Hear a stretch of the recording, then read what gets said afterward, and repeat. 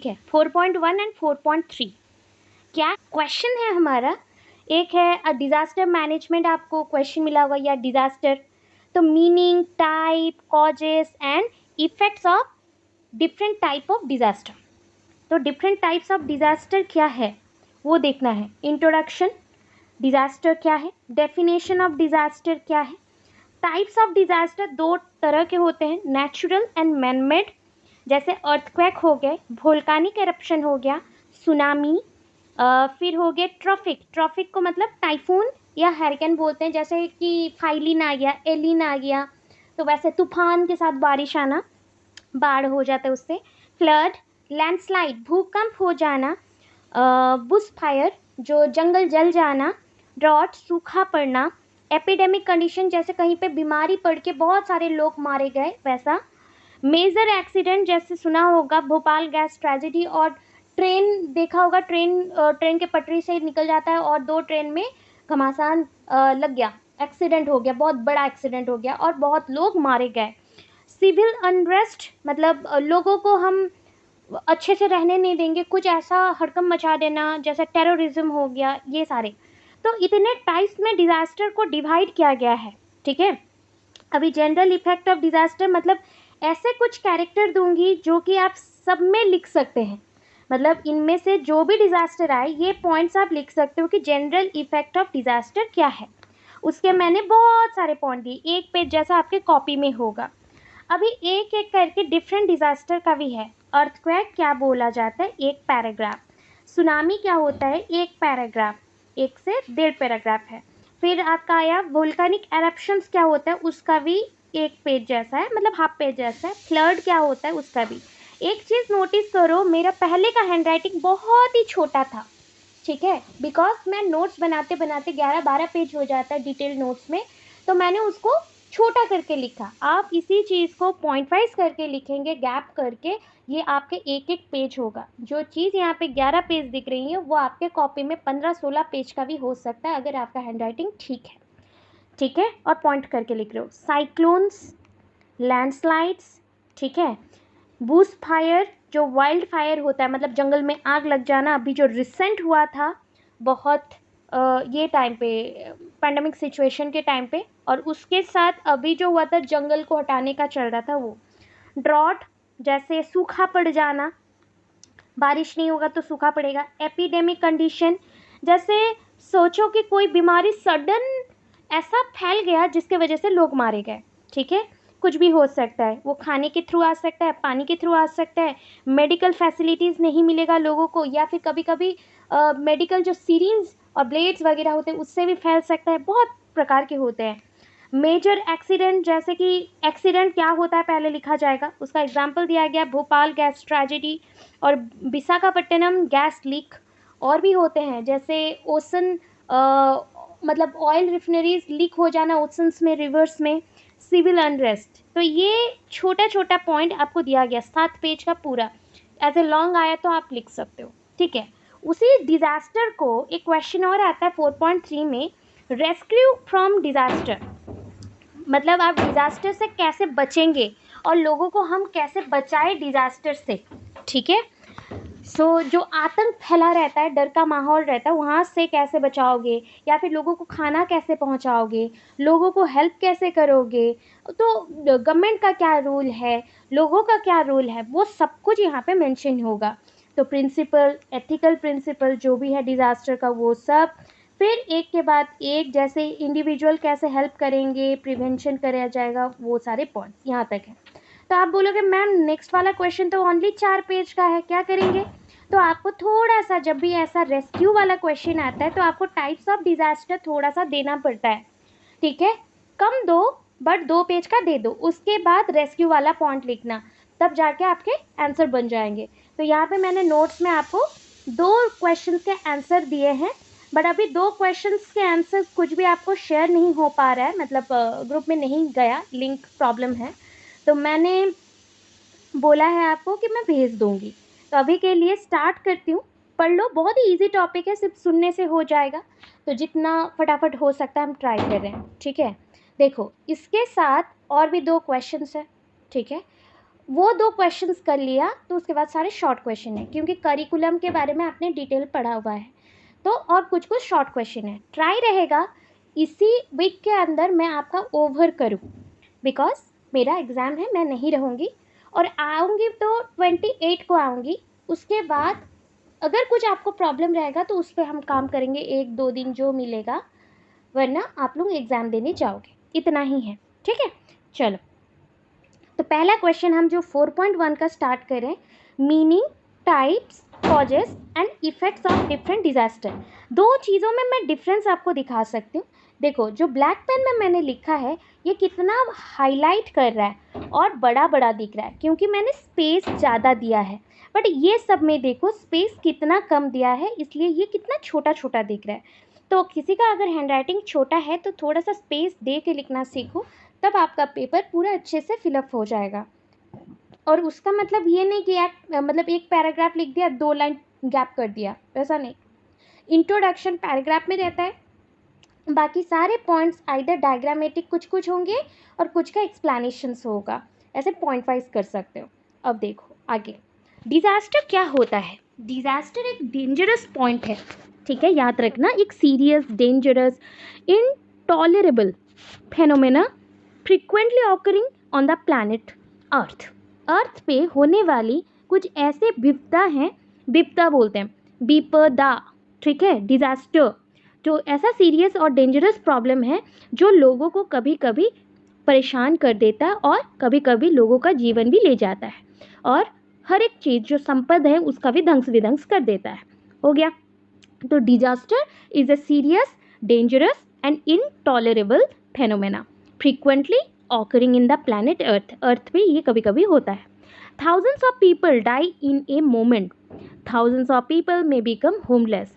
हजार संख्याओं में लोग मारे जाते हैं एक ही मोमेंट पे। हजार संख्याओं में लोग, मतलब गृह क्या हो जाता है, गृह उसका हीन हो जाता है, मतलब घर से बेघर हो जाते हैं, होमलेस हो जाते हैं, पेरेंटलेस हो जाते हैं। कभी कभी जैसे बच्चे रह गए, माता पिता मारे गए, तो पेरेंटलेस हो जाते हैं within a day, within होना चाहिए एक दिन के अंदर, within a day. Huge infrastructures get damaged. अभी जैसे थाईलैंड में हुआ था भूकंप, बहुत लोग, लगभग 10,000 लोग इंजर्ड हुए और मारे भी गए थे उनके अंदर, और वहाँ का जो बिल्डिंग्स था सब एक ही मोमेंट पे पूरा मिट्टी के नीचे चला गया, दब गया, ठीक है। तो ऐसा होता है कि ह्यूज इंफ्रास्ट्रक्चर, जो बड़े बड़े घर बिल्डिंग होते हैं, सब डैमेज हो जाते हैं within a few seconds और मिनट्स, फ्यू सेकेंड्स के अंदर और मिनट्स के अंदर, ठीक है। Disasters are कैटास्ट्रॉपिक। कैटास्ट्रॉपिक मतलब हानिकारक, मतलब ऐसा विस्फोरक वाला इवेंट है जो कि सबको शॉकिंग में रखता है और सबको डरा देता है, ठीक है। The whole and the making the humanity to feel very sad and depressed. इतना हानिकारक होता है जो सारे लोग डर जाते हैं भयावह रूप देख के और डिप्रेस्ड हो जाते हैं कि क्या होगा, हम एक साथ मर जाएंगे। बीमारी नहीं है, बुढ़ापा नहीं है, बच्चे को नहीं देखता है, किसी को नहीं देखता है, कितना पैसे वाला है कितना गरीब है, ये कुछ नहीं देखता है, जब प्रकृति असंभाल हो जाता है और उसको हम संभाल नहीं पाते हैं, तो इसको डिजास्टर बोला जाता है, विपदाजनक परिस्थिति बोले जाते हैं। डेफिनेशन में देखो, बाय डेफिनेशन डिजास्टर मीन्स, ये कैटास्ट्रॉफिक मिसहैप। मिसहैप जानते हो, मतलब जो अनहोनी हो जाना, कुछ गलत हो जाना। कैटास्ट्रॉफिक मिसहैप, ये कैलामिटी, और ये ग्रेव डेंजर, मतलब बहुत ज़्यादा बड़ा डेंजर, जैसे ग्रेव डेंजर इतना हानिकारक जो बहुत लोग मारे जाते हैं, मौत मिल जाता है बहुत ही लोगों को। ऐसा एक ही एरिया में और बहुत सारे एरिया में हो सकता है, वहाँ के जीवन, वहाँ के संपद, सब कुछ को ये बर्बाद कर देता है। पॉइंट वाइज करके लिखोगे, मैंने गैप नहीं दिया है, ये मेरे नोट्स जब बनते हैं ना, मुझे जैसा समझ आता है मैं फटाफट वैसा लिख देती हूँ। एग्ज़ाम हॉल में एटलीस्ट पॉइंट वाइज करके लिखना, ठीक है। It may be arising from natural और मैन मेड, ये मनुष्यकृति हो सकता है या प्राकृतिक हो सकता है, प्राकृतिक कारण से हो सकता है या इंसान खुद से बना सकता है। जैसे कि इंसान ने इंडस्ट्रीज़ बना दिए, पोल्यूशन फैल रहा है, उसके साथ कभी कभी इंसानों की गलतियों की वजह से एक्सीडेंटली लीकेज होता है और ब्लास्ट, मतलब ब्लास्ट हो जाना, bursting of different type of chemicals हो जाना, इससे बहुत लोग मारे जाते हैं। ठीक है, बहुत ही नेग्लिजेंस के वजह से एक्सीडेंट्स होता है, हम चीज़ों को छोड़ देते हैं और इग्नोर करते हैं। दिस सडन इवेंट्स, ये जो घटनाएं घट जाती, इवेंट्स बोल रहे हो, results in the substantial loss of life. तो इसका कारण ये है और फलस्वरूप ये होता है कि जीवन अस्त व्यस्त हो जाता है और ख़राब हो जाता है। Create much suffering to humans, लोगों को बहुत मतलब सफ़र होना पड़ता है और उसको झेलना पड़ता है। इट ऑल्सो इंक्लूड्स, जैसे कि इसमें बहुत सारे पॉइंट्स और भी आते हैं कि ये डैमेज क्रिएट करता है। तो ये डैमेज टू और डिस्ट्रैक्शन ऑफ और प्रॉपर्टी और डेंजर टू और डिग्रेडेशन ऑफ एनवायरनमेंट होता है। मतलब much damage to, destruction of property और damage to and degradation of environment. मतलब एनवायरनमेंट मतलब ऐसा हो जाता है कि लोग मारे जाते हैं, एनवायरनमेंट खुद भी क्षतिग्रस्त होता है और क्षतिग्रस्त होता है, और बहुत सारे लोगों के साथ घर, पानी, मिट्टी सब ध्वंस होते हैं। ठीक है, ये डिज़ास्टर है। टाइप्स ऑफ डिज़ास्टर अभी बोला था कि 2 प्रकार के होते हैं, एक होता है नेचुरल, एक होता है मैन मेड। मतलब एक होता है प्राकृतिक, एक होता है मनुष्यकृत। अभी बोलो अर्थक्वेक, ये तो प्राकृतिक होगा, मतलब नेचुरल, मैं एन लिख रही हूँ, ठीक है। वोल्केनिक एरप्शन एन है, सुनामी एन है, नेचुरल है।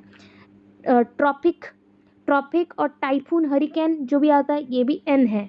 फ्लड, बाढ़ आना, ये भी एन है। लैंडस्लाइड्स, भूकंप हो जाना, और जो भूमि होता है वो दब जाना, वैसा हो सकता है। बुश फायर, कभी कभी बुश फायर 2 कारण से होता है। बुश फायर सिर्फ मैनमेड नहीं है, बुश फायर नेचुरल भी हो सकता है। सूखे पेड़ हैं जंगल में, ठीक है, एक दूसरे के साथ टकरा रहे हैं हवा के टाइम पे, तो आग जल जाती है। ये तो एक हो गया नेचुरल। भी साइड में मैं लिख रही हूँ मैनमेड, बिकॉज कभी कभी जंगल में लोग रास्ता बनाने के लिए आग लगा देते हैं। ड्रॉट, सूखा पड़ना, ये नेचुरल है और ये अभी मैनमेड भी है। क्यों मैम, कैसे होगा? देखो, अगर भूगर्भ के जो पानी है और जिसको बोलते हैं ग्राउंड वाटर, जो ग्राउंड वाटर है उसका हम ज़्यादा से ज़्यादा व्यवहार कर ले, वो ख़राब हो जाए और पानी पूरा ख़त्म हो जाए, तो ऑब्वियस है सूखा पड़ेगा। प्लस अगर हम पेड़ों को काट दे ज़्यादा से ज़्यादा, तो क्या होगा? पानी वेपोराइज्ड होकर ऊपर नहीं जाएगा, बादल नहीं होंगे और बारिश भी नहीं होगा। तो ये इसलिए 2 प्रकार के हैं। एपिडेमिक कंडीशन, ये भी 2 प्रकार के हो सकते हैं, क्योंकि एपिडेमिक कंडीशन में डिजीज़ वगैरह आते हैं, तो बीमारी कभी कभी डायरेक्ट आ जाता है और कभी कभी इंसान, जैसे चाइना में हुआ, वायरस को बनाया गया, उसको फिर खाने से ज़्यादा फैलने लगा, ऐसा ही हुआ, तो कोरोना वायरस गया। तो ये सब चीज़ मनुष्यकृत भी था। ठीक है, मेजर एक्सीडेंट, ये एक्सीडेंट जो होता है मोस्ट प्रोबाबली मेजर एक्सीडेंट्स जब बोला जाता है तो ये मैनमेड होता है। सिविल अनरेस्ट, ये भी मैनमेड है। तो ये थोड़ा सा लिख के रख लेना, कौन सा मैनमेड है कौन सा नेचुरल है, ये लिखना थोड़ा चाहिए। ठीक है, क्या हम क्लियर हैं? नहीं कर पा रहे हो? अगर देखो आपको और ट्रिक दे रही हूँ मैं, कितना अच्छा अच्छा ट्रिक दे रही हूँ। मैंने ऐसे बनाया था, जैसे सोच लो कि कोई लोग मुझे बोले ये अर्थक्वेक का कुछ कैरेक्टर बताना, कि अर्थक्वेक क्या होता है, पहले लिख दिया, और अर्थक्वेक के वजह से अभी क्या हो सकता है, कौन से कैरेक्टर्स देखने को मिल सकते हैं, मतलब उसका जो प्रभाव बोलते हो, इफेक्ट, उस इफेक्ट को हमने यहाँ पे लिखा है। ठीक है, फिर देखो जैसे वोल्केनिक एरप्शन, वही इफेक्ट्स वहाँ पे भी आ जाएंगे। जैसे बोलो सुनामी, सुनामी में वही इफेक्ट्स आ जाएंगे। तो कुछ कॉमन इफेक्ट्स आपको दिए गए हैं, आप इंडिविजुअल डिज़ास्टर के लिए भी लिख सकते हो। अगर कभी भी शॉर्ट क्वेश्चन में डिज़ास्टर मतलब इंडिविजुअल डिज़ास्टर आ गया क्वेश्चन, तो डिज़ास्टर क्या है, किस टाइप के डिज़ास्टर दिए गए हैं और उसका जनरल इफेक्ट क्या है, आप इतना लिख सकते हैं। ठीक है, देखो कुछ कॉमन डिज़ास्टर के इफ़ेक्ट्स बोल रही हूँ मैं। पहला हो गया जैसे loss of life, loss of life, जीवन चला जाना और हानि होना। Damage to and destruction of property, मतलब प्रॉपर्टी को हानि पहुंचाते हैं और बर्बाद कर देते हैं। हानि पहुंचाना और बर्बाद करना, हानि थोड़ा हल्का होता है, बर्बाद करना डिस्ट्रैक्शन, पूरा ही ख़त्म। Damage to and destruction of plantation and crops, जो फल है, मूल है और खाद्य शस्य है और जो पेड़ पौधे हैं वो सब बर्बाद हो जाना। ठीक है, देन डिस्रप्शन ऑफ प्रोडक्शन, जो भी हम उत्पादन कर रहे थे वो बर्बाद हो जाना या फिर क्षतिग्रस्त होना। डिस्रप्शन ऑफ लाइफस्टाइल, ऑब्वियस है, पता है मैंने अभी बोला था ना स्टार्टिंग में, डिज़ास्टर ऐसा है जो वो ना कभी नहीं देखता है कि कौन अमीर है, कौन गरीब है, कौन रास्ते में सोता है, कौन महल में सोता है, कुछ नहीं देखता है। जो लड़ सकता है वो ज़िंदा रहेगा। कुछ केसेस में तो लड़ने के बाद भी ज़िंदा नहीं रह सकते, क्योंकि वो प्राकृतिक अगर बहुत ही आकार में बड़ा हो तो आप नहीं रहोगे। ठीक है, तो हमारा सोचो, हम अगर ज़िंदा रह भी गए, हमारा जो नॉर्मल लाइफस्टाइल होता है, जीवन का शैली होता है, वो बिगड़ जाता है, क्योंकि इतना क्षतिग्रस्त होते हैं सब कोई। मतलब क्षतिग्रस्त मतलब क्षतिग्रस्त आप जो बोलते हो वही है। हम लोग थोड़े से मिक्स हो जा रहा है, उड़िया हिंदी सब मिक्स हो जा रहा है। क्षतिग्रस्त।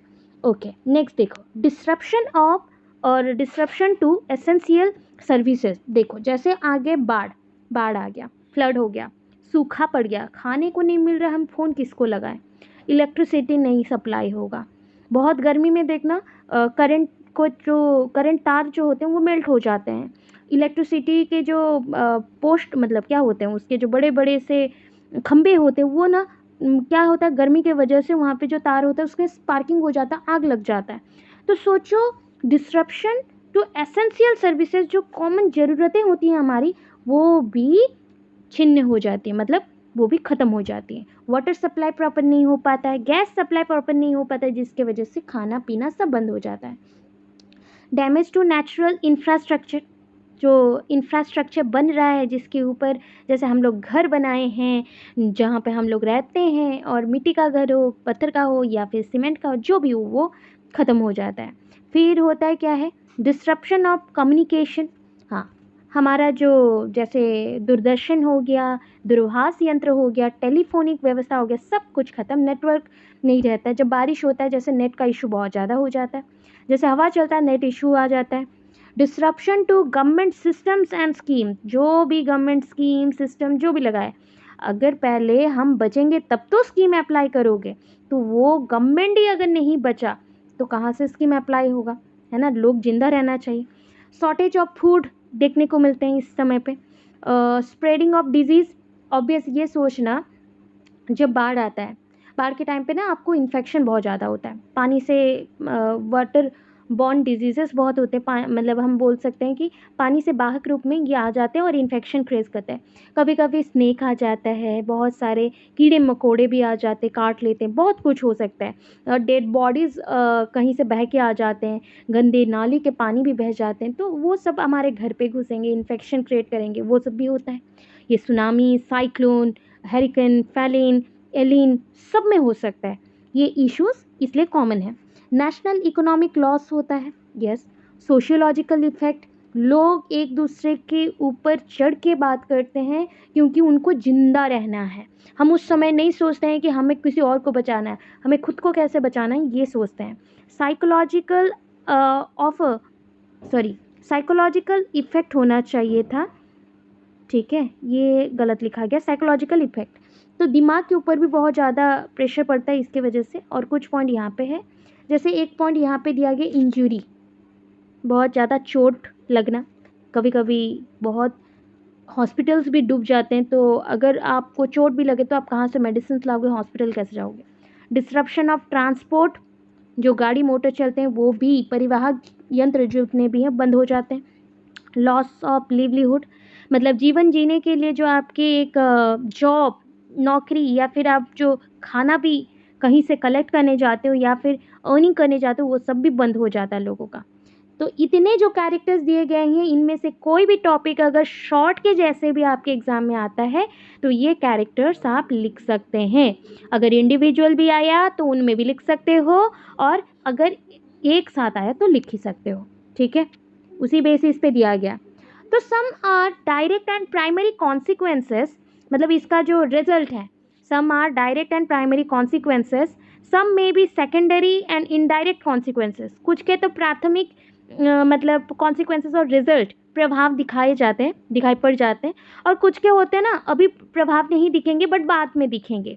जैसे आपके तबीयत में खराबी आना, वो बाद में दिखेगा। अभी आप जैसे दिख रहे हो कि बाढ़ आ गया, सब कुछ ख़त्म हो गया, आपको कुछ नहीं हुआ, जैसे जैसे पानी जाएगा ना, इन्फेक्शन बढ़ता जाएगा, तो सेकेंडरी मोमेंट पे उसका रिजल्ट दिखा, ठीक है। द्वितीय तो ये आया, whenever a natural disaster occur, जब आपकी प्राकृतिक विपदा आती है, it will certainly cause an economic crisis, मतलब अर्थनीतिक क्राइसिस और दुर्भिक्ष पड़ जाता है। स्टारवेशन मतलब भूखा रहना पड़ता है। एपिडेमिक बहुत ही हार्ड कंडीशन जहाँ पे लाखों लोग मारे जाते हैं ऐसा। माइग्रेशन लोग डर के मारे एक जगह से दूसरे जगह को चले जाते अपने आप को रक्षा करने के लिए। जैसे और क्या आया, लैंडलेसनेस अपना ज़मीन खो देना।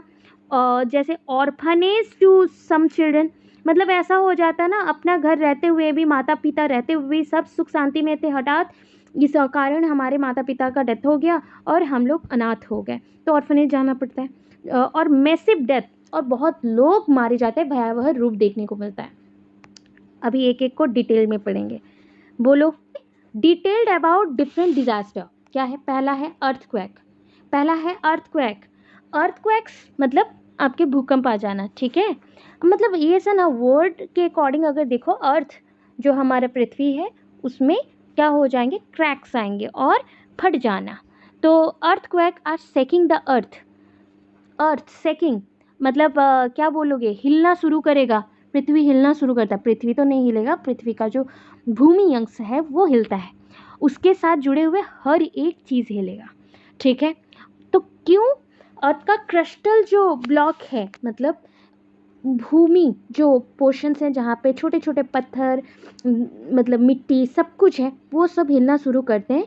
और ये बोला जाता है कि ऐसा चीज़ सुनो, ये है भूमि।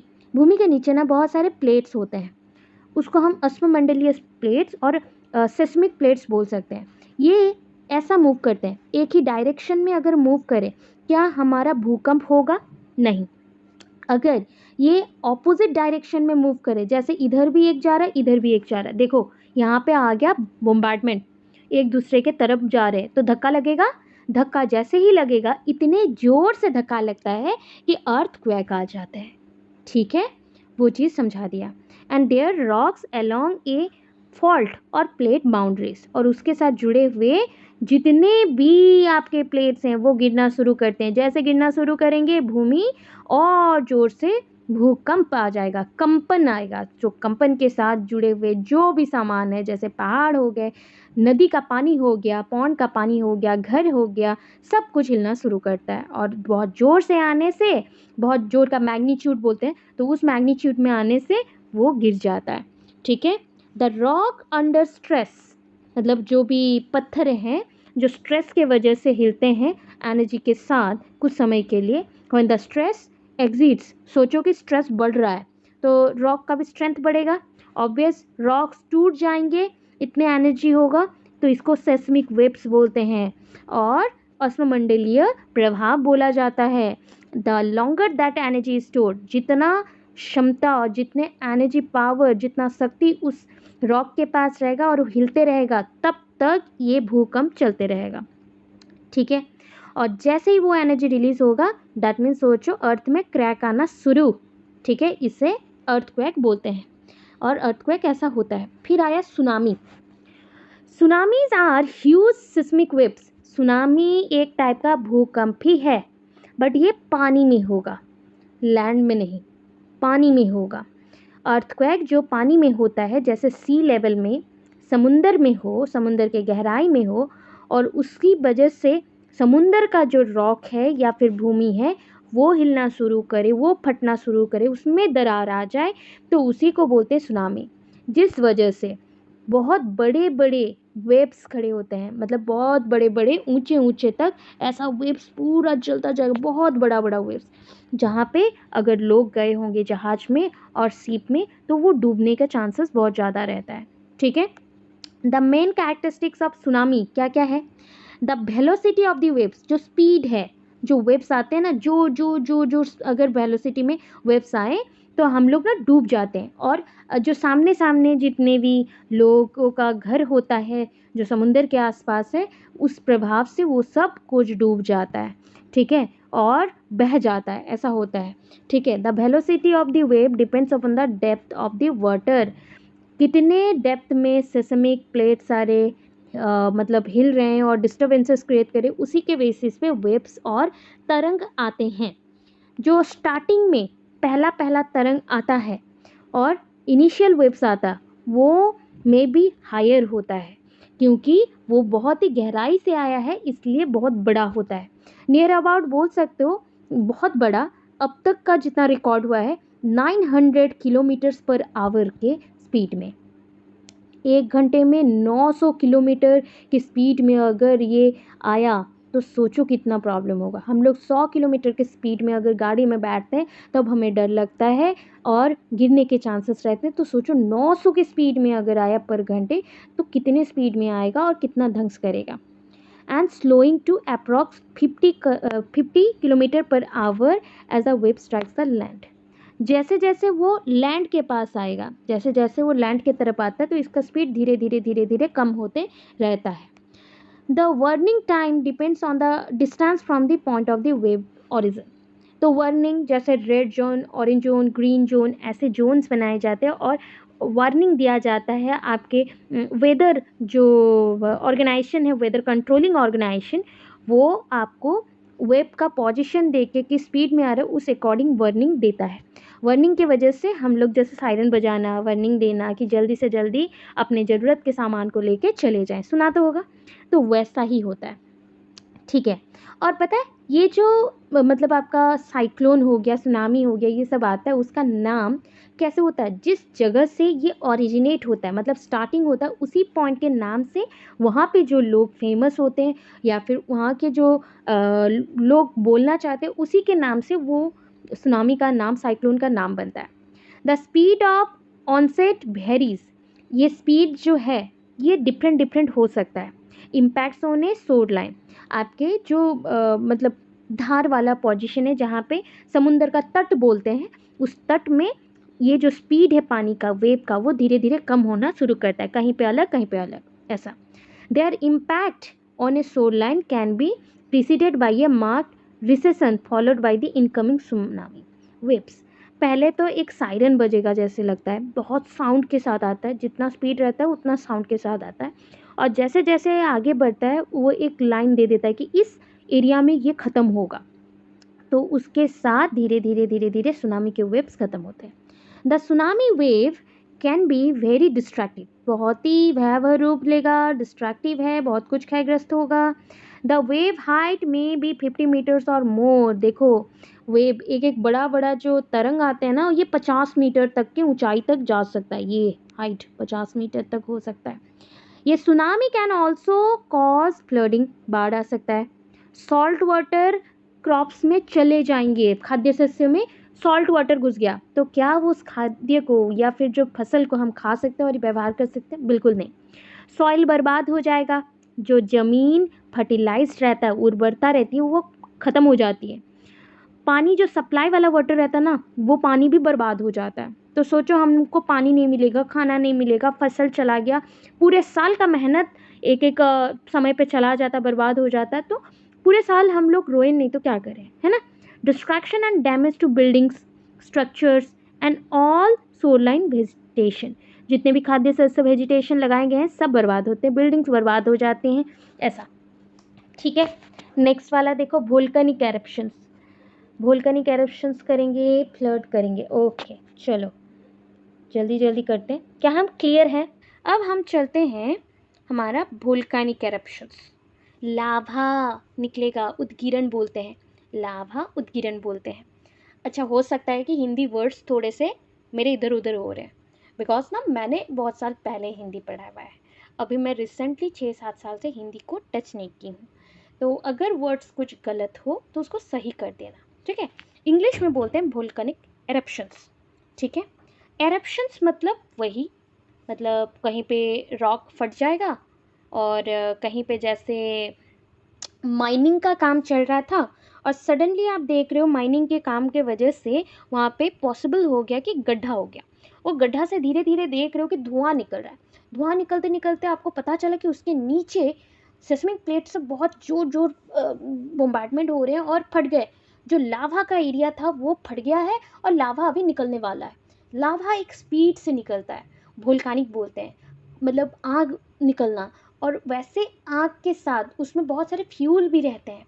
ये मत सोचो कि वहाँ पे बस आपको ऐसे सामान ही मिलेंगे जो बेकार के हैं, ऐसा नहीं है। जब वो लावा ठंडा हो जाता है तो उससे हमें बहुत कुछ मिल सकते हैं, बट लावा अगर गरम गरम किसी के ऊपर भी थोड़ा भी गिर जाए वो मर जाएगा उसी टाइम पे, बॉडी जल जाएगा उसका, इतना गर्म रहता है। तो सोचो हमारे लैंड के नीचे, अर्थ का जो लैंड है उसके नीचे कितनी सारी चीज़ है, कितनी सारी चीज़ है, ठीक है। कहीं पे पानी है तो कहीं पे आग है, कहीं पे फ्यूल्स हैं। तो सोचो कहीं से हम फ्यूल्स को बहुत ज़्यादा निकाल के वहाँ पे गैप क्रिएट कर रहे हैं, तो वो सब ही धीरे धीरे धीरे धीरे भूकंप का कारण बनता है। वहाँ से प्रेशर पड़ पड़ के ग्राउंड वाटर तक वो चीज़ जाता है, ग्राउंड वाटर का पानी बर्बाद। वो पानी हम जब पीते हैं उसमें लीड, उसमें आयरन कंटेंट बहुत ज़्यादा हो जाता है, उसकी वजह से तबीयत हमारा ख़राब होना शुरू। ठीक है, अब चलो वोल्केनिक एरप्शंस, सडन एरप्शंस ऑफ वोल्कानोज आग्नेय उद्गिरण बोलते हैं, वो डैमेज क्रिएट करेगा अगर वो टूट गया और वहाँ से फूट के आग निकलना शुरू किया तो।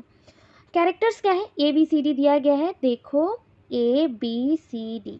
एक बस याद रखो, ये जब नोट्स बनाए जा रहे थे तो उस टाइम पे मैंने अपने लिए बनाया था, ना कि बच्चों को पढ़ाने के लिए। तो पॉइंट सारे मेरे हिसाब से हैं, ठीक है। और वहाँ पे देखो मैंने A B लिखा है, बट एग्ज़ाम हॉल में जब लिखती हूँ बहुत ही अलग लिखती हूँ, क्योंकि वहाँ पे एरो मार्क मेरा रहता है, बड़ा बड़ा स्टार मार्क रहता है, हाईलाइटेड रहते हैं। याद रखना ये सारी चीज़, ठीक है। फर्स्ट पॉइंट क्या है, volcanoes which are likely to constitute a disaster threat are internally well documented and in many cases monitored for possible activity. Usually therefore major eruptions can be predicted। मतलब पता है आपका जो वेदर फोरकास्ट होते हैं और वेदर फोरकास्ट के जो भी ऑर्गेनाइजेशंस हैं, वेदर रिपोर्ट वहाँ पे बनाया जाता है एवरी डे का, सिर्फ बारिश के लिए नहीं बनता है। बारिश, तूफान, साइक्लोन, सुनामी, कोई भी आपके फ्लड होने वाला है, कितना रेंज से बारिश होगा, कितना मिनी बारिश होगा, बोलते हैं मिलीमीटर में बारिश होगा, और कितने के स्पीड में हवा चलेगा, ह्यूमिडिटी कंडीशन क्या है, और अर्थ के नीचे क्या है, क्या अर्थ हिल रहा है या नहीं हिल रहा है, अर्थ के नीचे आग्नेय उद्गिरण है, अगर आग निकल सकता है, तो वो चीज़ हम पहले से उसके एक्टिविटीज़ से, मूवमेंट से पता कर लेते हैं। बहुत सारे ऐसे अभी इंस्ट्रूमेंट बन चुके हैं जिसके वजह से हमें नीचे का सारा इन्फॉर्मेशन मिल जाता है, जहाँ पे प्रेडिक्ट कर सकते हैं कि यहाँ पे वोल्कानिक एरप्शंस होने वाला है, तो हम लोगों को दूर कर सकते हैं, वहाँ से उस एरिया से खाली करवा के लोगों का जान बचा सकते हैं।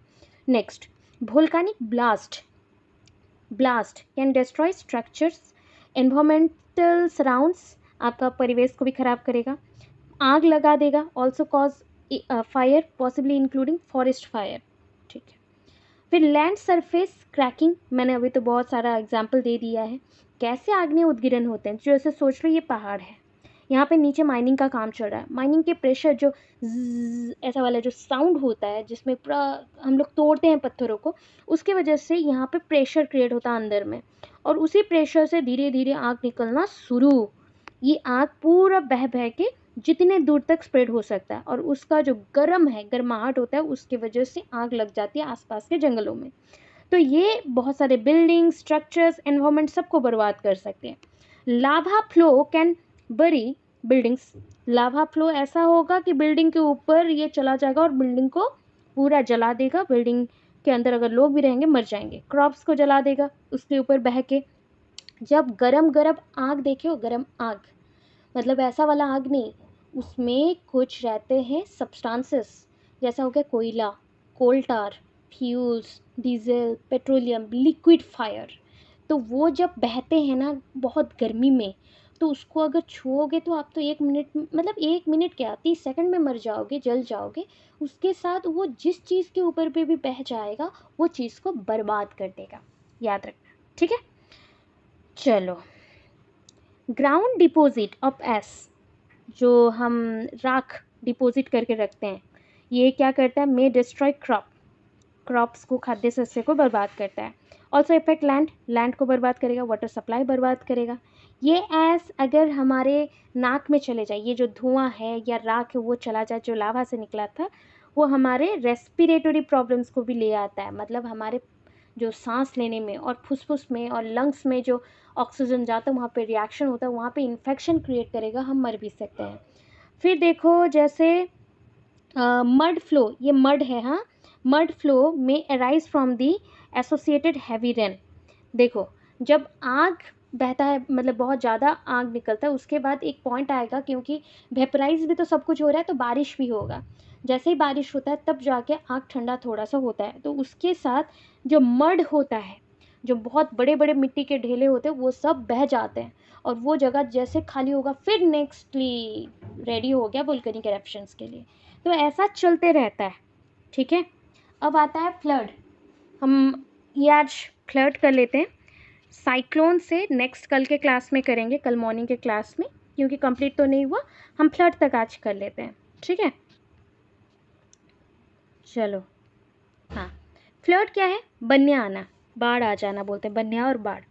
Flood have the greatest damage, मतलब सबसे ज़्यादा और बड़ा अगर डैमेज होता है एक साथ और बहुत रह रह के जो डैमेज होता है ना, बहुत दिनों तक रह जाता है, वो होता है फ्लड। फ्लड के पास इतना पोटेंशियल है कि वो नेचुरल डिज़ास्टर तो है, बट ये एनवायरनमेंट के आधा चीज़ों को बर्बाद कर सकता है। Flood are also considered to be the both social and economic disaster. Obvious है, जितने भी अभी तक डिजास्टर हुए हैं सारे इकोनॉमिक एंड सोशल भी होते हैं, लोग भी मरते हैं, प्लस आपका अर्थनीति भी डूब जाता है, सबका जो पैसा है वो भी डूबता है। आप कहाँ पे पैसा रखोगे? पैसे तो रखोगे ना, सामान कहाँ पे रखोगे? आप फ्रीज, टीवी, इलेक्ट्रॉनिक का सामान कहाँ रखोगे? आपकी किताबें कहाँ पे रखोगे? ज़मीन के कागजात कहाँ पे रखोगे? बाढ़ आया ना, सब कुछ लेके जाएगा। अगर घर आपके ऊंचे एरिया में है तो आप बाढ़ से बच सकते हो, अगर एक चीज़ से हम बचते तो दूसरा चीज़ हमें हानि पहुंचाता है। तो ये हमारा ही सिस्टम है, जो कुछ तो मैन मेड के रीज़न से बढ़े जा रहा है और कुछ प्राकृतिक भी है, ठीक है। Floods are associated with some extreme natural events that happens over a drainage basis। Drainage के वजह से ही होता है, मतलब इतना एक्सट्रीम पानी बहता रहता है ड्रेनेज के वजह से, जो कि घर पे घुस जाता है, जो कि हाई फ्लोज उतना बहना हो जाता है कि उसमें लोग बह जाते हैं, नदियाँ फुल हो जाती हैं, घर तक पानी आ जाता है। और the level eight which water flows along stream, अगर झरना के साथ जाता है, मतलब झरने के पानी के साथ ये पानी मिक्स होकर नदी में बह जाता है तो रिवर स्टेज में पहुंचता है। वहाँ से जब बाढ़ आ जाता है वो बहुत बड़ा रूप ले लेता है और जिससे बहुत कुछ डूब जाता है, ठीक है। सो इतना is the meaning, types, causes, effects of different disaster. Introduction में डिजास्टर है, पढ़ लिया था। Types of disaster, general effects of disaster, बार बार बोल रही हूँ ये जनरल इफेक्ट्स। आप कोई भी डिजास्टर अगर शॉर्ट क्वेश्चन में आ जाता है, सिंपल सिंगल वाला, ठीक है, जैसे वोल्केनिक इरप्शन आ गया या अर्थक्वेक आ गया, तो उसके लिए ये जो पॉइंट्स कुछ दिए ना, कैरेक्टरिस्टिक्स और इफेक्ट्स बोल लो, ये इफेक्ट्स आप कंपल्सरीली लिख सकते हैं, कोई प्रॉब्लम नहीं होगा। आफ्टर दैट हमने पढ़ा अर्थक्वेक, अर्थक्वेक के बाद सुनामी, सुनामी के बाद वोल्केनिक इरप्शंस एंड वोल्केनिक के बाद फ्लड तक। फ्लड तक हमने पढ़ लिया था। साइक्लोन पढ़ना है, साइक्लोन पढ़ना है। A cyclone is defined as any large system of winds that rotates about a centre of low atmospheric pressure. सोचो, जहाँ पे जो बोलते हैं ना प्रेशर कम होता है, जहाँ पे वायुमंडल में और एटमॉस्फेयर में प्रेशर कम होता है, ठीक है, वहाँ उसी सेंटर को लेके वहाँ पे एक बड़ा सा हवा क्रिएट होता है, वो भी पूरा आप बोल सकते हो साइक्लोन और टॉर्नेडो, ठीक है, उस टाइप का। और वहाँ पे जैसे मान लो कि प्रेशर यहाँ पे क्रिएट हो रहा है, मतलब लो प्रेशर, तो इसी के सराउंडिंग में ऐसे ही घूमते जाएगा और उसका speed around 100 kilometre per our हो सकता है, लोएस्ट बोल सकते हैं, और उससे भी ज़्यादा, कई गुना ज़्यादा हो सकता है। दिस, ये जो बोलते हैं ना, ये घूमना ऐसा कोई सेंटर के सराउंडिंग में, मतलब आपका जो सेंटर में लो प्रेशर है उसके सराउंडिंग में, इसको कहते हैं स्विरलिंग, स्विरलिंग, स्विरलिंग एक्शन, घूम घूम के आना, स्प्रिंग के जैसे मोमेंट बना के। And happens in A counter clockwise direction. देखो, क्लॉकवाइज का मतलब होता है घड़ी में हम लोग क्या बोलते हैं, ये अगर घड़ी है और घड़ी का कांटा ऐसा घूमता है, ऐसा इधर इधर चल रहा है, ठीक है, इसको बोलते हैं क्लॉकवाइज। अगर ऑपोजिट जाता है तो इसको बोलते हैं काउंटर क्लॉकवाइज और एंटी क्लॉकवाइज डायरेक्शन, ठीक है। तो anti clockwise direction north of the equator, जो भी आपका इक्वेटर है उसका नॉर्थ में घूमना शुरू करता है, ऐसा घूमना शुरू करेगा in a and in a clockwise direction. अच्छा, स्वेडलिंग एक्शन इसका काउंटर क्लॉकवाइज है, और इसका नॉर्मल जो साउथ से देखा जाए तो साउथ से ये क्लॉकवाइज है, मतलब दो मोमेंट चल रहा है एक साथ। इसीलिए इस हवा के अंदर अगर कोई भी आता है तो बहुत तकलीफ होता है, या फिर उड़ जाते हैं, घर उड़ जाता है, या फिर मतलब इंसान को ही उड़ा देता है, तो इतना प्रेशर में है। एक रिंग चलेगा काउंटर क्लॉकवाइज नॉर्थ डायरेक्शन से, एक चलेगा आपका साउथ से क्लॉकवाइज डायरेक्शन पे, ठीक है। ये क्लॉकवाइज चल रहा है तो बीच वाला आपका काउंटर क्लॉकवाइज चल रहा है। तो सोचो दो ऑपोजिट अगर जो मतलब डायरेक्शन है वो एक दूसरे के ऑपोजिट में चल रहे एक साथ, तो कितना जोर का स्पीड बनेगा, ठीक है। इसको बोलते हैं स्विडलिंग एक्शन। फिर आता है diameter of the ring of swirling, मतलब बोलते हैं ना हवा का जो प्रेशर बना जहाँ पे रिंग शुरू हुआ है उसका जो डायमीटर है, ये जो डायमीटर आपका रेंज बोलते हो, जो जिससे आपका पूरा एक लेंथ बनता है, ठीक है, पूरा लेंथ बनता है। तो ये आपका जो बोला गया है इसका रेंज अप टू मतलब 500 टू 1500 किलोमीटर्स हो सकता है, 500 से 1500 किलोमीटर्स का हो सकता है, रेंज बोला जा रहा है। तो आपने देखा होगा कितना बड़ा बड़ा हवा ऐसे घूमते हुए जाते हैं। तो ये जो रेंज बन रहा है ये 500 से 1500 किलोमीटर का डायमीटर में बन सकता है, ठीक है। It is a highly dynamic movement and the direction of its tran- transgression is not precisely predictable. अच्छा, हम इतना ये मूवमेंट फ्रिक्वेंटली चेंज होता है, कभी कभी देखा होगा आपने भी, रास्ते में जाते हुए भी एक छोटा छोटा हवा का झोंका जाता है, वो सब छोटे छोटे से है, पूरे छोटे छोटे अमाउंट के हल्के फुल्के, उसमें कोई कुछ उड़ेगा नहीं, बट देखना उड़ते उड़ते वो पत्ते मतलब जितने भी पत्ते गिरे हैं ना, पत्तियाँ पत्ते जो भी गिरे हैं उसको उड़ा देता है, ठीक है, उसको उड़ा देता है, उतना है उसके पास। बट बड़े बड़े पेड़ उड़ गए, इंसान उड़ गए, घर उड़ गया, तो वो बहुत रेंज का चाहिए, 500 टू 1500 किलोमीटर्स का चाहिए, जहाँ पे वो उसका जो मूवमेंट है बहुत ही डायनेमिक होता है। That means various type of changes देखने को मिलता है, various type of changes, that is a dynamic movement and the direction of its transgression. इसके बाद एक बार यहाँ पे मूव करने के बाद वो कभी भी एक जगह पे रहता नहीं है, ठीक है, वो हमेशा घूमते रहता है, किधर जाना है किधर जाना है, जिधर ही प्रेशर कम मिला उधर वो भागते रहेगा।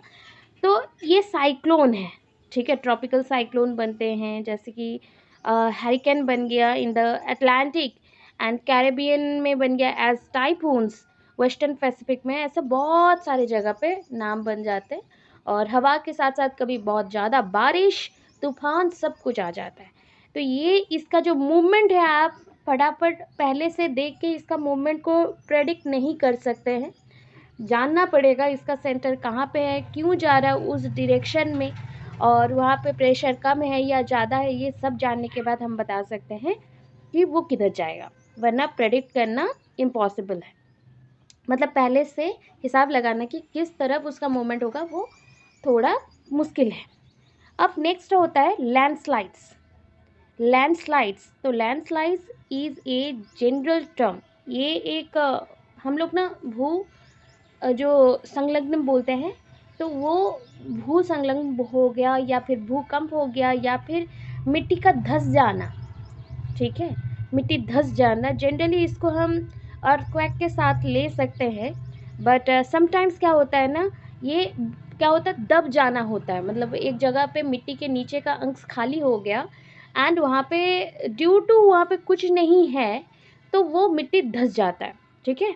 तो landslides is a general term use to describe the down slope movement of the soil. Down slope नीचे की तरफ धंस जाना, और सॉइल हो गया, रॉक हो गया, ऑर्गेनिक मटेरियल हो गए, under the effects of gravity. क्यों हुआ, ग्रेविटी के इफेक्ट के वजह से हुआ। आपका मिट्टी के नीचे का जो ग्रेविटी है, प्रेशर है या एनर्जी है, वो हमें क्या करता है, हमें खड़े रहने के लिए, बैठे रहने के लिए हमें खींचता है। तो वैसे ही सॉइल, रॉक, ऑर्गेनिक मटेरियल जितनी भी चीज़ें हैं ड्यू टू ग्रेविटी इस अर्थ में सही जगह पे प्रेजेंट है। अगर सोचो अर्थ हमेशा घूमते रहता है और ये हमें फील होता है तो हम कोई भी चीज़ों को कर नहीं पाते, हमें दौड़ना पड़ता है एवरी टाइम रोटेट हो के। और जो भी घर है हमारा, जो भी हमारा बिल्डिंग रहेगा वो एक जगह पे रह नहीं पाएगा। तो लैंडस्लाइड ऐसा है कि ग्रेविटी के वजह से जो मिट्टी का तनाव पड़ रहा है या फिर मूवमेंट हो रहा है या रॉक का मूवमेंट हो रहा है, ऑर्गेनिक मटेरियल का मूवमेंट हो रहा है, इसी को लैंडस्लाइड बोलते हैं। Landslides can be classified into, landslides को अगेन डिवाइड किया है बहुत टाइप्स में। Landslides can be classified into different types on the basis of types of movement. Landslides को बहुत प्रकार में हमने विभक्त कर दिया है उसके मूवमेंट के हिसाब से, ठीक है, मूवमेंट के हिसाब से देखो।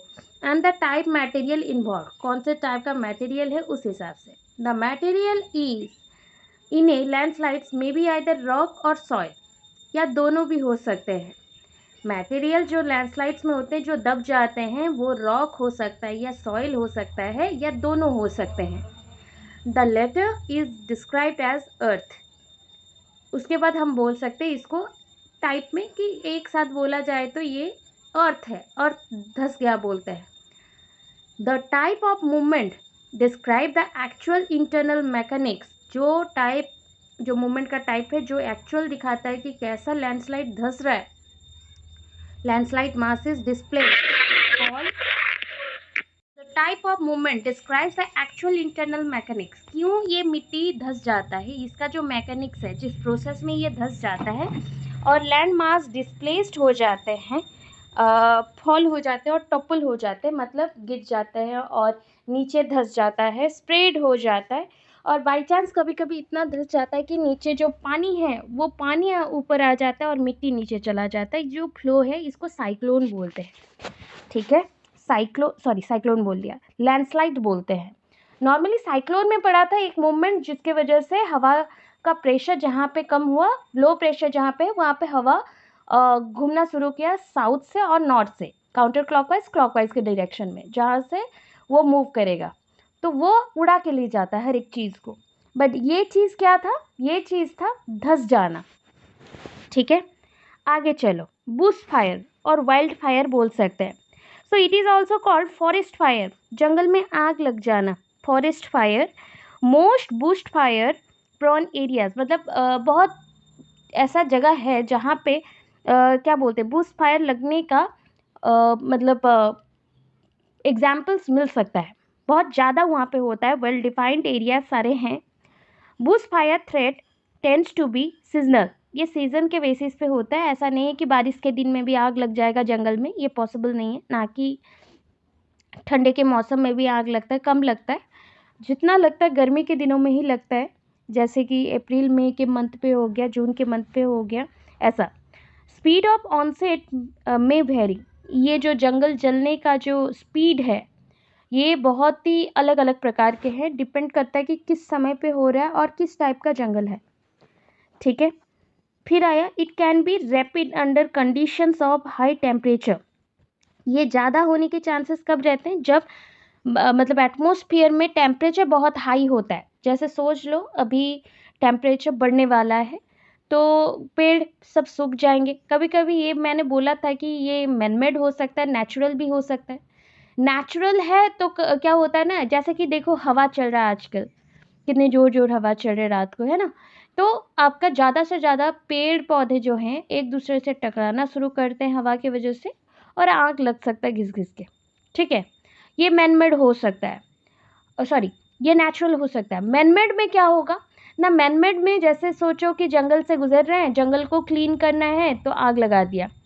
सेकंड पॉइंट ऐसा हो सकता है कि जंगल से हम ऐसे ही काम के लिए जा रहे थे, हम स्मोक वगैरह करते हैं तो वहाँ पे मैंने स्मोक का जो थोड़ा सा, मतलब जैसे सिगार मैंने पिया तो उसका जो थोड़ा बहुत बच जाता है हम लोग फेंकते हैं, तो उससे आग लग गया क्योंकि पूरा जंगल सूखा था। या हो सकता है कि गाड़ी मोटर लेके आप जा रहे हो, एक्सीडेंटली मतलब वहाँ पे एक पेड़ से आप टकराव हो गया और गाड़ी वहाँ पे फट गया, तो उससे भी हो सकता है। So it can be rapid under condition of high temperature, ज़्यादा से ज़्यादा high temperature and high wind. सोचो एक छोटे जगह पे आग लगी थी और वो बुझ भी जाता, बट वहाँ पे जो हवा इतना जोर से चला तो वो आग को हवा मिलने के कारण से वो फैल गया, है ना। व्हेन मेजर फायर्स, ठीक है, fronts advance very quickly. Also fragments of fire from a main forest और main front may be carried forward by wind.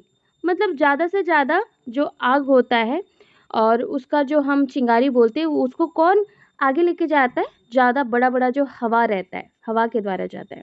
Starting new fire further ahead, फिर आगे आगे वैसा बढ़ते जाएगा और जहाँ से ये शुरू हुआ इसको बोलते हैं स्पॉटिंग, ठीक है। ये जो मतलब धीरे धीरे आग आगे बढ़ना, एक पॉइंट से आगे बढ़ते गया और जलाते गया, इसको स्पॉटिंग बोलते हैं।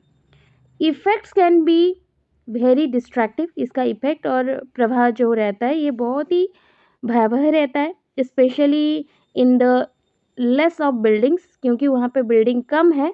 बिल्डिंग रहता है तो उसको जलने के लिए समय लगता है और उस समय पे हम रोक सकते हैं, जंगल को आग से बचा सकते हैं। बट क्योंकि बिल्डिंग वगैरह नहीं है, ठीक है, ज़्यादा से ज़्यादा हमारा क्या रहता है ना कि एनिमल्स रहेंगे या जंगल ही रहता है तो वो जलना शुरू करता है। Recovery from effects on the environment में टेक सेवरल ईयर्स, कभी कभी इसका रिकवरी होने में बहुत साल लग जाते हैं। इवैक्यूएटिंग कम्युनिटीज़ में भी डिफ़िकल्ट, वहाँ के जो आसपास के कम्युनिटीज़ हैं उसको बहुत ही रहने में डिफ़िकल्टीज फील होता है। And dangerous in the face of a major fire front, बहुत ज़्यादा डेंजर फेस करना पड़ सकता है वहाँ पे। हुआ था ये ऑस्ट्रेलिया का केस एग्जाम्पल में आप देख सकते हैं। 3 महीने तक आग लगी थी और ठीक भी नहीं हो रहा था। बहुत ट्राई किया गया था, जैसे बारिश का कोशिश करवाया गया, फिर जब नहीं हुआ तो टैंकर्स में पानी लेके नीचे से दिया गया, फिर ऊपर से आपके हेलीकॉप्टर के थ्रू पानी, बहुत ज़्यादा पानी एक एक जगह पे करके छोड़ा गया, तब जाके कुछ एक मोमेंट के बाद ये ठीक हुआ, मतलब 3-4 महीना के बाद, ठीक है। फिर आता है आपका सूखा पड़ना, दैट इज़ कॉल्ड दुर्भिक्ष और ड्रॉट, ठीक है। This is arising due to recurring failure of monsoon. अगर सोचो बारिश के टाइम पे बारिश ना हो, फेल्यूर हो गया तो सूखा पड़ना शुरू करेगा, ठीक है। The area affected by drought, जो एरिया ड्रॉट से और दुर्भिक्ष से ग्रस्त है वो एरिया हमेशा ड्राई रहता है और खाना, पानी, सिक्योरिटी ये भी इफेक्ट होता है इसके वजह से। वाटर स्कार्सिटी, पानी का अभाव प्रिवेल्स एवरीवेयर, हर जगह पे मिलता है। People die due to hunger, भूख से लोग मरते हैं और इसको भूखमरी बोलते हैं, ठीक है। नेक्स्ट देखो, epidemic. Epidemic is the spread of sudden outbreak of contagious disease. सोचो ऐसा कोई डिजीज और बीमारी जो एक पर्सन से दूसरे पर्सन को फैल जाता है, वैसा डिजीज अगर बहुत जल्दी फैलना शुरू करे ड्यू टू सम नेचुरल और मैनमेड रीजन, मनुष्यकृत और प्राकृतिक कारण से, उसको एपिडेमिक कहते हैं। Disaster related epidemic arises generally from the disruptive living condition. जो डिजास्टर होता है रिलेटेड एपिडेमिक अराइजेस, जब एपिडेमिक इतना ज़्यादा फैल जाए कि वो डिजास्टर रोग ढंग से रूप में ले ले, डिसरप्टिव लिविंग कंडीशन, जो जीव रह सकते हैं उनको अगर ये फैल जाए तो वो ख़त्म हो जाएंगे। व्हिच फॉलो डिजास्टर इम्पैक्ट, जिसके वजह से उनको फॉलो करना पड़ता है डिजास्टर इम्पैक्ट को। एपिडेमिक में अराइज फ्रॉम, ये जो एपिडेमिक है वो किससे फैलता है ज़्यादा से ज़्यादा? फूड सोर्स, ठीक है, वाटर सोर्स, पानी के द्वारा, खाद्य के द्वारा, और कभी कभी इनएडिक्वेट मेडिकल एंड हेल्थ फैसिलिटीज़, अगर स्टैंडर्ड के रूप से आपका मेडिकल और हेल्थ फैसिलिटीज़ ना रहे। माल न्यूट्रिशन, खाद्य अभाव से, और वेक्टर बॉर्न सोर्सेस, जैसे मच्छर ने काटा तो डेंगू हो गया, ठीक है, चिकनगुनिया, डेंगू, मलेरिया ये हो गया। तो बहुत सारे कारण हो सकते हैं जिसके वजह से ये बीमारियां एक पर्सन से दूसरे पर्सन को जा सकती है। टाइप्स ऑफ डिजीज जो कि एपिडेमिक में आते हैं, जैसे कि hepatitis, typhoid, diphtheria, malaria, cholera, influenza, entities, diarrhoea, skin disease, skin infection आजकल बढ़ रहा है सबको, फूड पॉइजनिंग। ठीक है, सो ये है। फिर आगे चलेंगे। क्या हम इतना क्लियर है? ये अगर लॉन्ग क्वेश्चन पड़ गया आपको एक आइडिया मिल जाएगा मेरे नोट्स से कि कैसा लिखना है। ठीक है, वरना आप लोग क्या करोगे, एक चीज़ को ही आप बहुत बड़ा बड़ा करते हुए चलोगे तो वो ना विद इन टाइम ख़त्म नहीं होगा कभी भी। ठीक है, विद इन टाइम अगर हमें ख़त्म करना है तो हमें आइडिया रखना पड़ेगा। ठीक है, चलो। Major accidents. क्या है मेजर एक्सीडेंट्स? ना, एक्सीडेंट्स आर सडन इंसिडेंट्स और सडन, मतलब हम बोल सकते हैं कि ऐसा कंडीशन है जो कि सडन हो जाता है। And severe loss of life and properties, बहुत ज़्यादा लाइफ, जिसके वजह से causing severe loss of life and properties, बहुत सारे लोग मारे जाते हैं और प्रॉपर्टीज भी बर्बाद हो जाती है। कैरेक्टरिस्टिक्स क्या है ना? कैरेक्टरिस्टिक्स होता है first, usually violent in nature, बहुत ही भयावह होता है, बहुत ही कष्टदायक होता है। जैसे कि एक हो गया एग्जाम्पल इंडस्ट्रियल और अदर एक्सप्लोजन, जैसे इंडस्ट्रीज़ में है गैसेस के प्रेशर वेंटेड पाइप्स वगैरह में और वो फट गए, लोगों को पता नहीं है क्योंकि कम पढ़े लिखे लोग वहाँ पे काम कर रहे हैं। चलो, फट जब गए तो वहाँ के आसपास के जितने भी लोग काम कर रहे थे सब मारे जाएंगे। अदर एक्सप्लोजन भी हो सकता है केमिकल के वजह से, या फिर इलेक्ट्रिक शॉक लग जाना, मशीन ब्लास्ट हो जाना, मतलब बहुत हो सकता है मशीन का ब्लास्ट हो जाना, या फिर जो भी एसिड्स यूज़ कर रहे हो कुछ काम के लिए वो एसिड्स फैल जाना, बहुत हो सकता है। फिर देखो एयरक्राफ्ट क्रैश, एयरक्राफ्ट हो गया, हेलीकॉप्टर हो गया या प्लेन हो गए, तो ये सब उड़ता है, आपको पता है उसमें भी फ्यूल टैंकर में फ्यूल्स रहते हैं। अब सोचो जब उड़ रहा है कोई भी कारण से हो सकता है कि फ्यूल टैंकर ख़राब हो गया, जल गया तो मर सकते हैं। और बहुत ही प्रेशर के साथ एयरक्राफ्ट मूव कर रहा है तो मतलब एयरक्राफ्ट आगे पीछे जा रहा है तो एक्सीडेंट हो गया, तो ऐसा हो सकता है। और मेजर फायर लग जाना, कहीं पे आग लग जाना।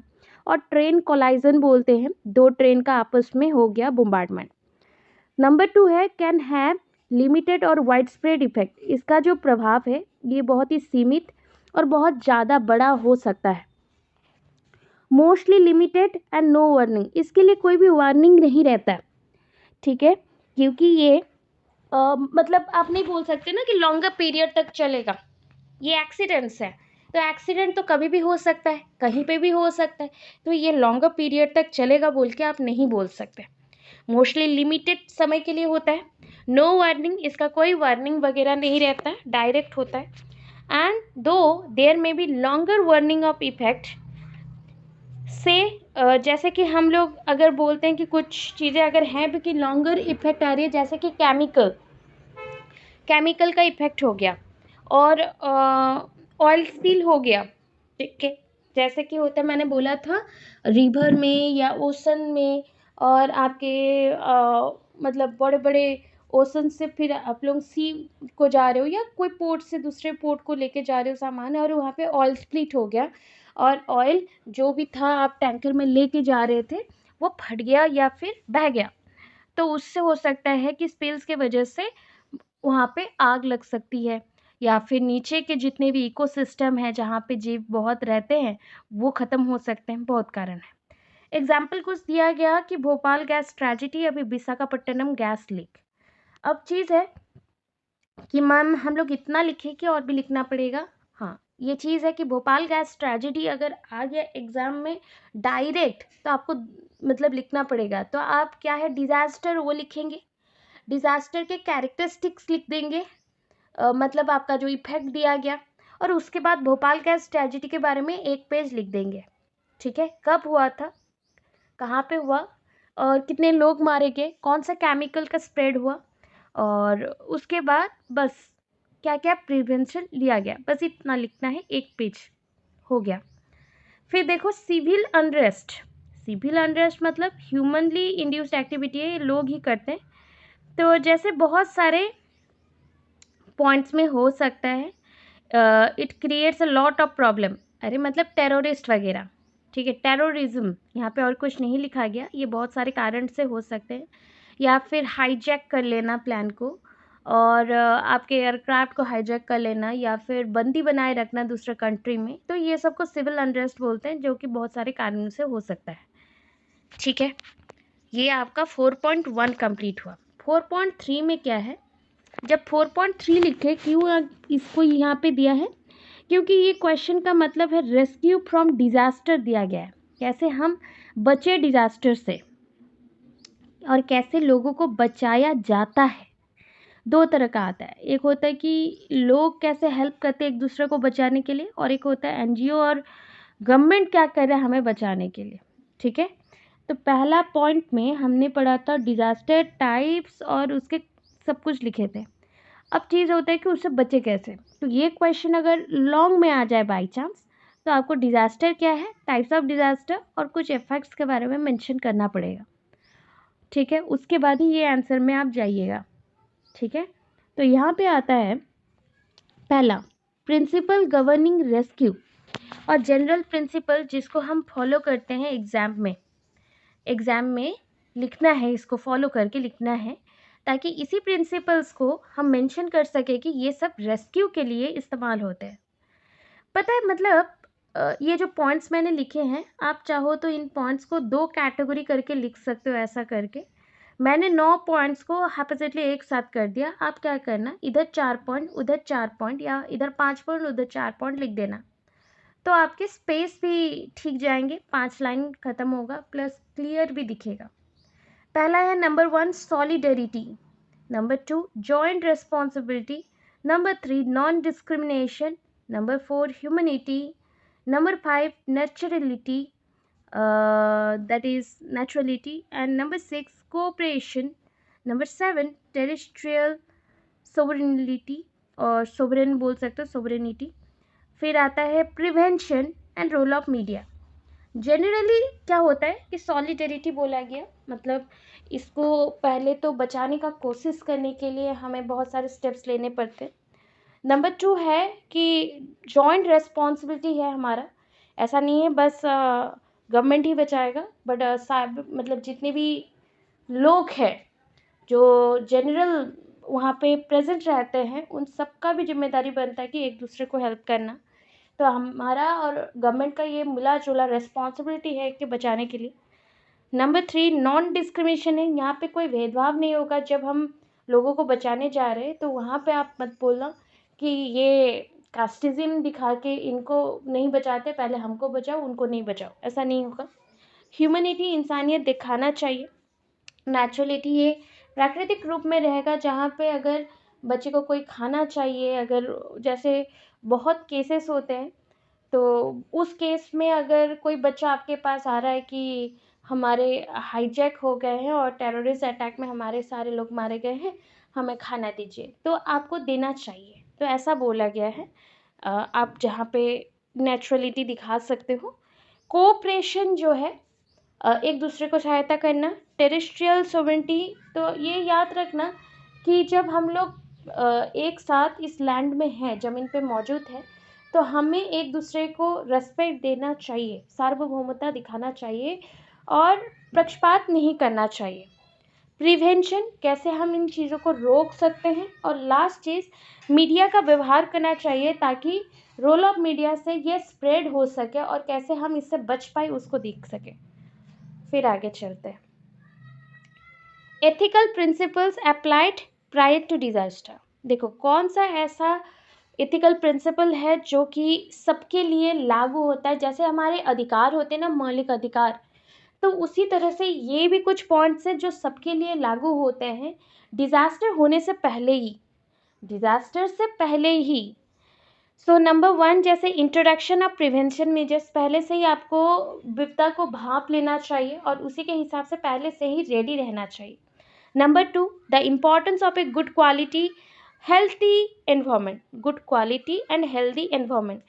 सो हमें एक अच्छा परिवेश बनाना है गुड क्वालिटी के, उसके साथ हेल्दी एनवायरनमेंट चाहिए। Next number 3, education training and awareness raising about resistance to disaster. ये आपका रेजिस्टेंस है। अगर एजुकेशन होगा तो हमें समझ आएगा कि हमें क्या करना है इस परिस्थिति में। ट्रेनिंग अगर रहेगा, सारे लोगों को, सारे नागरिक को एटलीस्ट थोड़ा बहुत ट्रेनिंग रहना चाहिए कि कैसे हम लोगों को बचाए, ठीक है, और एक दूसरे को ही बचाए या फिर खुद को ही बचाए जब ऐसे परिस्थिति में हम गुजरे। जितना हो सके क्या कर सकते हैं नॉर्मल कंडीशन में, इसके लिए अवेयरनेस क्रिएट करना। प्रायर इन्फॉर्मेशन, पहले से ही इन्फॉर्मेशन लिए रहो, ओके, पहले से ही इन्फॉर्मेशन रखना चाहिए कि किस तरह का हमारा सिचुएशन हो सकता है।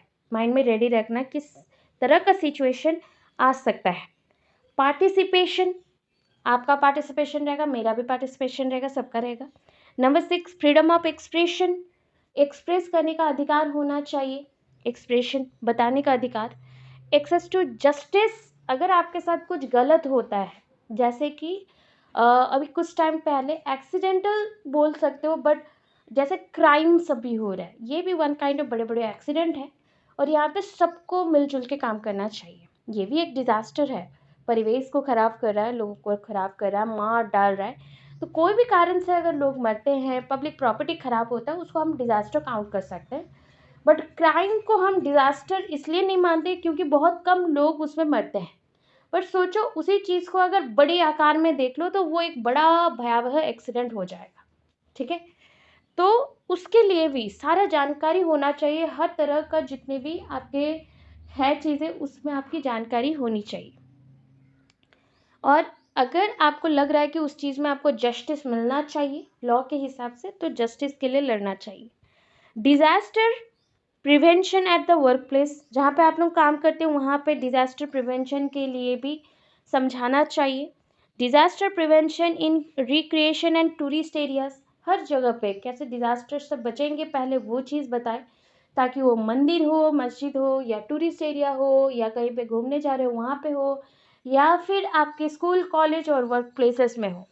Next number 10, organisation and participation of ever ever और एंगेजिंग, एवर एंगेजिंग बोल सकते हो या नॉर्मल एंगेजिंग ड्रिल्स, मतलब प्रैक्टिस। सबका एक संस्था रहेगा और संस्थानीय उपाय से सब कोई जुड़े रहेंगे एक दूसरे के साथ। एंड पार्टिसिपेशन रहेगा, मतलब हम चीज़ों पे पार्टिसिपेट करेंगे। एंगेजिंग ड्रिल्स मतलब डिफरेंट काम सीखेंगे, काम करेंगे, कैसे आगे बढ़ा जाए, कैसे इसको रोका जाए, उसके लिए। प्रिवेंटिव एंड हम बोल सकते हैं कि that is evacuation of the population. अभी सोचो कि लोग एक जगह पे बहुत ज़्यादा है और वहाँ पे साइक्लोन आ गया, तो हम अगर साइक्लोन को पहले से ही भाप सकते हैं कि यहाँ पे साइक्लोन आ सकता है या फ्लड हो सकता है, तो वहाँ से लोगों को हम दूर लेके जाएंगे और एक जगह से उच्छेद करके दूसरी जगह पे जगह देंगे कि वहाँ पे अभी रहो, ठीक है। एथिकल प्रिंसिपल जो डिज़ास्टर के लिए अप्लाइड होता है और भी वो देख, दैट इज़ जैसे हो गया ह्यूमनिटेरियन असिस्टेंस, मतलब लोगों को सहायता करने के लिए सहायता संस्था बनेगा जहाँ पे लोग समझाएंगे, क्योंकि हम लोग जब बहुत सारे मुश्किल परिस्थितियों से गुजरते हैं तो बहुत ही साइकोलॉजिकली प्रेशर भी होता है, कभी कभी लगता है कि हम लोग सब मर जाएंगे, तो डर लगता है बहुत लोग को। तो वहाँ पे लोग एक दूसरे को अगर सहायता करें तो हिम्मत बनी रहेगी। Number 2, information and participation during disaster, सबका पार्टिसिपेशन चाहिए। कंपलसरी इवैक्यूएशन ऑफ पॉपुलेशन, उस जगह से धीरे धीरे कंप्लीटली जनसंख्या शून्य कर देना है, क्योंकि अगर वहाँ पे रहा तो मे भी हो सकता है कि भयावह रूप जो प्राकृतिक और मैनमेड जो मनुष्यकृत होगा डिजास्टर, उस विपदा में सब लोग मारे जा सकते हैं।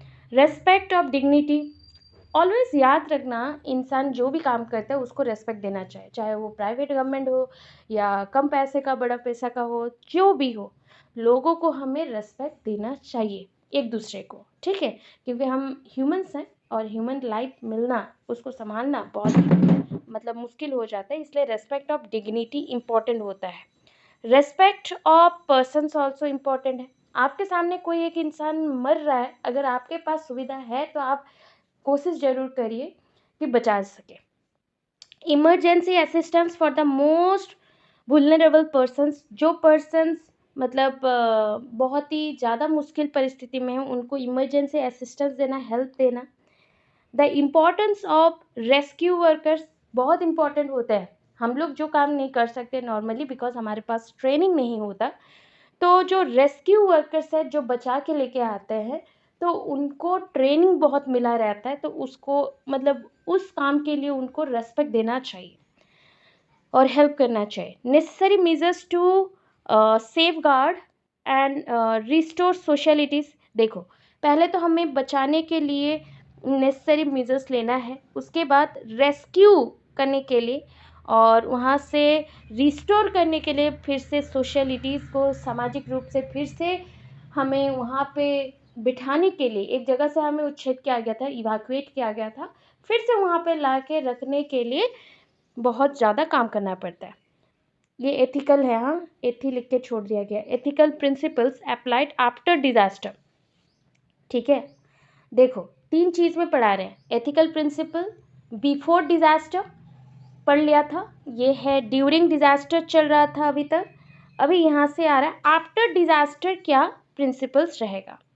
सो after disaster, number 1, strengthening resilience to the effect of disaster. देखो कौन से स्टेप्स लिए गए हैं और कोई भी एक डिज़ास्टर के इफ़ेक्ट के अगेंस्ट, तो उसको और ज़्यादा स्ट्रॉन्ग बनाना. नेसेसरी मेजर्स जितने भी चीज़ें हो गए हैं उसको कैसे रोका जाए, उसको ठीक किया जाए, उसके लिए नेसेसरी मेजर्स लेना और पदक्षेप लेना. Protection of economic, social and cultural rights. तो ये सारे ह्यूमन राइट्स हैं जहाँ पे economic, social and cultural rights हम लोग देते हैं ह्यूमंस को, तो उसको बचाना, उसको प्रोटेक्ट करना. Protection of civil and political rights also. After that, ways in which individual can help in prevention of disaster. ठीक है, कौन से रास्ता से और कौन से माध्यम से इंडिविजुअल्स और जो मनुष्य है can help in prevention of disaster से बच सकते हैं. ठीक है, और 2 पेज है. क्या हम इतना क्लियर है पहले? ओके, चलो. So ways in which an individual can help in prevention of disaster. ठीक है, number 1, individual should minimize wastage of resources such as electricity and safe fuels. तो इंडिविजुअल मतलब प्रत्येक इंसान के लिए क्या क्या रखा गया है, कौन सा प्रिवेंशन है कि पहले से हम ले सकते वो पदक्षेप और उससे हम कुछ मात्रा में हेल्प कर सकते हैं डिज़ास्टर के टाइम पे. सो जैसे हमें लोगों को वेस्टेज ऑफ रिसोर्सेस मतलब जो संपदा है, प्राकृतिक संपदा और संबल, उसको ज़्यादा यूज़ नहीं करना चाहिए. जितना हमारा ज़रूरत है उस हिसाब से ट्राई करना है कि कम से कम में यूज़ हो और बाकी सारे हम बचत करके रखें. इलेक्ट्रिसिटी बचाना, फ्यूल और जालेनी बचाना, ये सब. Next, number 2, individual should prefer working और use cycles instead of using motor vehicles. Individuals को चल के जाना चाहिए और साइकिल्स का व्यवहार करना चाहिए और मोटर व्हीकल्स का ज़्यादा व्यवहार नहीं करना चाहिए. जैसे कि हो गया आपके बाइक हो गया, कार हो गया, स्कूटी हो गया, इसका कम से कम व्यवहार करना बहुत ही अनिवार्य है. आज के टाइम पे तो पोल्यूशन बहुत ज़्यादा बढ़ रहा है, तो उसको इस्तेमाल कम करना चाहिए. स्पेशली जब आप दूर के लिए ट्रैवल कर रहे हो तो आप यूज़ करो, बट पास के लिए जा रहे हो तो आप साइकिल या पैदल भी चल सकते हो. Next, number 3, individuals can make considerable contribution by using mass transport. देखो क्या होता है ना, हम अगर इंडिविजुअल स्कूटी या बाइक का व्यवहार कम करके हम लोकल बस, ट्रेन्स में यातायात करते हैं, तो इसमें क्या होता है ना, हमें व्हीकल्स के पीछे खर्चा कम पड़ेगा और उसके साथ हमारा जो कॉन्ट्रीब्यूशंस रहेगा कि हम लोग एक ही बस में और एक गाड़ी में ही इतने लोग रह जा रहे हैं. तो इंडिविजुअल सोचो, अगर एक बस में 60 से 70 इंसान या 100 लोग रह सकते हैं, जा सकते हैं एक जगह से दूसरे जगह पे, तो उनका जो क्या बोलते हैं इंडिविजुअल रूप से अगर देखते, प्रत्येक इंसान को अगर एक एक गाड़ी दिया जाता है तो कितने गाड़ी बढ़ जाते, कितना पोल्यूशन बढ़ता, तो उसको हम रोक सकते हैं. अगर पोल्यूशन के हिसाब से देखो या डिज़ास्टर के हिसाब से देखो. अगर बोलोगे मैम टाइम का बचत नहीं होगा, तो हाँ उस समय पे आप कर सकते हो, बट आपका पोल्यूशन बढ़ते जाएगा. ठीक है. Number 4, when going to work places, जैसे कि आप काम करने के लिए वर्क प्लेस को जा रहे हो, कलीग के साथ, मतलब आपका कलीग भी जाता है आपके घर के पास से, आप भी जाते हैं, तो एक काम कर सकते हैं, एक ही गाड़ी में दोनों जा सकते हैं फ्यूल शेयर करके. ठीक है, should pool vehicle instead of going in individual personal vehicle. So हम लोग शेयर करके जा सकते हैं कि एक ही व्हीकल में तुम आज मुझे ले जा, कल मैं तुझे लेके जाऊंगा। इससे क्या होता है कि दो गाड़ी नहीं गया, एक गाड़ी जाएगा, दो गाड़ी नहीं जाएगा। Number 5, taking personal vehicles for periodic pollution check. तो ऑब्वियस ये ट्राई करना चाहिए भी सबको, मतलब हमारे गाड़ी से कितने परिमाण में धुआं एग्जस्ट होता है और कितना स्मोक आता है, कितना मतलब केमिकल्स का व्यवहार होता है, कितना जाले नहीं जाता है, तो उससे पोल्यूशन जो फैलता है उसको कैसे हम चेक करें। पोल्यूशन चेक वाला एग्जामिनेशन करवाना पड़ेगा टाइम टू टाइम, जिसको ऑथोरिटी वाले अगर क्लियर करते हैं तो आप फिर से चला सकते हो। फिर नेक्स्ट, टेकिंग पर्सनल हो गया ना। Individual should rescue items whenever possible और रीयूज आइटम्स, रेस्क्यू बोल रही हूँ, रीयूज आइटम्स। इंडिविजुअल्स को एक व्यवहार किया हुआ चीज़, बहुत लोग बोलते हैं कि मैं फिर से व्यवहार नहीं करता हूँ, तो इंसानों को टाइम टू टाइम सेम चीज़ों को भी रीयूज़ करना चाहिए ताकि पोल्यूशन कम हो। और अगर पोल्यूशन कम होगा ऑटोमेटिकली डिज़ास्टर आपके कम होंगे। Number 7, products that are made for recycle material. देखो जैसे प्रोडक्ट्स हैं जो कि बनाए गए हैं, फिर से पुनः बनाए गए हैं रिसाइकल करके मटेरियल को, शुड बी गिवन प्रेफरेंस, पहले उसको इस्तेमाल करना चाहिए। Use Ghani bags made of jute, जो बैग होते हैं बोरा वाले बैग होते हैं और जूट से बनते हैं ना, झूठो, instead of plastic bag, plastic bag को छोड़ के इन बैग्स को इस्तेमाल करना चाहिए, ना कि चमड़ा का बैग और यानी पॉलीथीन बैग ये सब यूज़ करना चाहिए, लेदर बैग्स, तो ये सब नहीं करके गनी बैग्स और जूट का बैग यूज़ करें। Take part in environment conservation, तो आपका सपोर्ट होना चाहिए कंजर्वेशन के लिए, कैसे हम पेड़ लगाए ज़्यादा से ज़्यादा या फिर क्या क्या करें तो हम प्रोटेक्ट कर सकते हैं इस एनवायरनमेंट को प्लस लोगों को भी, तो वो काम में जुड़ना चाहिए। यूज़ वाटर रिसोर्सेज एफिशिएंटली, बहुत अच्छे से इस्तेमाल करना चाहिए कम से कम खर्च में। 11th नंबर पॉइंट पे, use of renewable resources by installing equipment such as solar heaters और यूजिंग सोलर कुकर। तो हम जो संपदा है हमारा उसको रिन्यू कर सकते हैं, फिर से संभल को रख सकते हैं सजा के, या फिर रख सकते हैं फ्यूचर के लिए भी, क्या करके ना, कुछ ऐसे इक्विपमेंट है जैसे कि हो गया आपके सोलर हीटर्स और सोलर कुकर्स, उसका इस्तेमाल करके आप बचत कर सकते हो। नंबर 12, जैसे हो गया डिस्पोज करो, कोई चीज़ों को घर से आप बाहर फेंक रहे हो, ठीक है, डिस्पोज पोटेंशियली हार्मफुल प्रोडक्ट्स, तो उन चीज़ों को बाहर ना फेंके, ठीक है, जैसे कि आपके हो के सेल बैटरीज़, जो बैटरीज़ वाले पहले के यूज़ होते थे, आपके टॉर्च वगैरह घड़ी वगैरह उसमें यूज़ होते हैं अभी भी, तो उसको जब ख़राब हो जाए आप क्या करते हो, उसको बाहर फेंक देते हो, तो सिंपल बाहर मत फेंकना। और पेस्टिसाइड कंटेनर जहाँ पे कीटनाशक आए थे उसका जो बोतल है उसको फेंक देना यहाँ वहाँ, तो उसको हो गया है कुत्ते चाट सकते हैं या फिर बिल्लियाँ या फिर बच्चा खेलते खेलते उसको पकड़ सकता है, तो उससे उसका डेथ भी हो सकता है, तो उसको प्रॉपरली डिस्पोज्ड और उसको प्रॉपरली ध्वंस कर देना चाहिए। नंबर 13, यूज़ ऑफ रेफ्रिजरेटर्स, जो आप लोग रेफ्रिजरेटर्स, माइक्रोवेव, एसी जो यूज़ करते हैं, यही सब मेन सोर्सेस हैं सीएफसी के, क्लोरोफ्लोरोकार्बन्स निकलने के, और जिसके वजह से ओजोन लेयर डिप्लीशन होता है। फिर देखो number 14, follow and promote family planning, ये भी एक इम्पॉर्टेंट चीज़ है, फैमिली प्लानिंग करना। उसके लिए हमें क्या, ज़्यादा पॉपुलेशन जब बढ़ता है ना तो डिज़ास्टर होने के चांस भी ज़्यादा होते हैं, लोग कुछ भी कर देते हैं और रिसोर्सेज भी ज़्यादा खर्च होते हैं, लैंड भी ज़्यादा खर्च होते हैं और यूटिलाइजेशन भी ज़्यादा जाता है, ठीक है। Avoid making noise producing activities, जिससे नॉइज़ बढ़ता हो ऐसे एक्टिविटीज़ नहीं करना चाहिए, तो लाउड म्यूज़िक सुनना ऐसा वगैरह। Number 16, use handkerchiefs instead of paper tissue, paper tissue जो आप इस्तेमाल करते हो उससे ज़्यादा अच्छा होगा आप अगर हैंडकरचिप्स और रुमाल का व्यवहार करें। Number 17, organise drive to clean streets, मतलब ऐसे कुछ कुछ प्रोग्राम्स करना चाहिए कि रास्ता साफ करना, क्लीन रखना during with the help of the other peoples of the locality, दूसरे लोगों का सहायता लेके करना। लास्ट पॉइंट, स्प्रेड अवेयरनेस, फैलाना, जागरूकता फैलाना, और इंस्पायर अदर इंडिविजुअल्स, दूसरे लोगों को इंस्पायर करना, प्रभावित करना, इनकरेज करना कि वो भी इंफॉर्मेशन ले, इनोवेटिव आइडियाज़ ले और from world over and implement them locally, और उसको लेके अपने लोकल एरियाज़ में, अपने एरियाज़ में भी इस्तेमाल करें। ठीक। Thanks for watching my videos. Guys, please subscribe my channel and share with your friends and family.